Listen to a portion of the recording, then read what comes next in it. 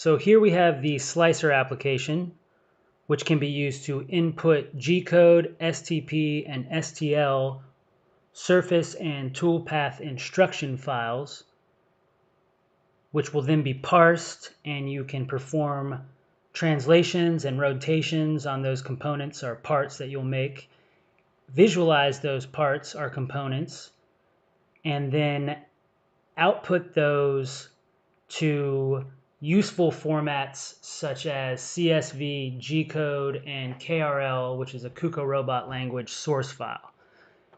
Now to start with, you want to click Select Project, which will open up a dialog where you will choose your project directory. And this will be where it will make copies of the input files here so that you don't accidentally manipulate the original files as backup, and it will also default here as a folder whenever you choose to export. So I'll select this as a folder. Now that I've selected a folder, you can go ahead and select File, which will open up another dialog, but it'll start at the root directory. For convenience's sake, you can go to the File dropdown, Set File Path, which you can use to choose a particular directory that you would like to grab input files from. So I'll choose one now. Now when I select File, it'll open here, and I see these STP and STL files. So first, I'll open up this STP file. When I do that, you get the option to change the name here or keep the name, which will be by default the file name itself. You can assign it to a part, and since this is the first component that you've input, then it will just give you the option for new part. Here you choose whether it's a toolpath or a reference surface, and in this case this STP file is a toolpath. So click OK. We see that file here now under part 1 as a component. Now I can select another file. This component will be a reference surface though, and I want to assign it to part 1. So using this part assignment dropdown, and using the component type dropdown, I'll assign it to reference surface. Now we've got the two components in part 1. If you'd like, you can select another file. Maybe you meant to put a file as a reference surface for a part you already had, but you accidentally made it into a new part, in which case you can just delete that. So now we have these two components as components for the part 1. Now if we go to geometry settings, again you'll see a little drop down list where you've got the components associated with part 1, and you have X, Y, and Z translations and A, B, and C rotations. So these just move up here as a whole part where it'll translate or rotate every component in the same way with the same frame of reference, or you can do those particular manipulations on individual components. So first, let's visualize the components. So we'll see, it'll be a pop-up window. So here we see the toolpath as that series of vectors that spells IMT, and then the reference surface is that curvilinear surface underneath it. So if we look and we align it with the x-axis by pressing that button, you'll see where it is now, so that you'll see if, say, these ABC rotations are associated with the Z, Y, X axis in that order.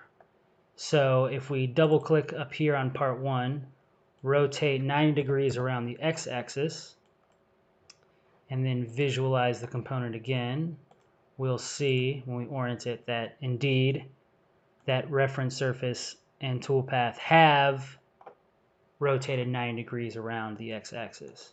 Now if we wanted to just manipulate one component in relation to what we've already done, we'll do this reference surface. Now we'll say move that negative 100 along X and then rotate it another 90 around X. Or how about we rotate it around Y? Now we'll visualize that again, and you'll see how you've just rotated and translated the reference surface itself. Now if you go to print settings, here you'll see again a drop down with the part or the components underneath the part that they're associated with. Here you can change the nozzle orientation, and these other settings for the KUKA arm. So opening up for a particular component will allow you to change the nozzle orientation, path variation, cutoff. You can assign a reference surface to it so that now this toolpath is assigned this reference surface.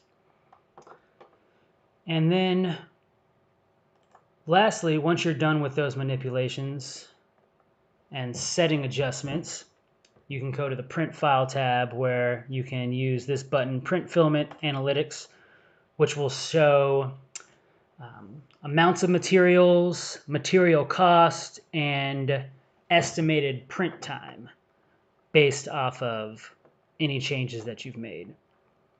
Now, if you'd like, you can export in 3 of these output formats.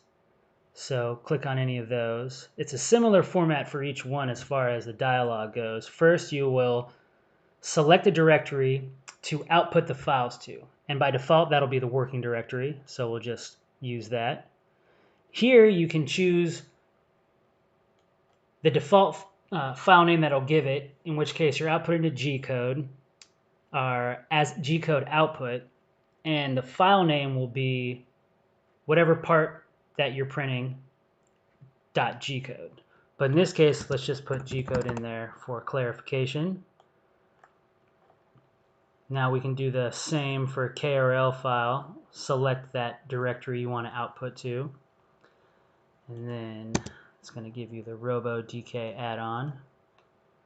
Then export as CSV similarly.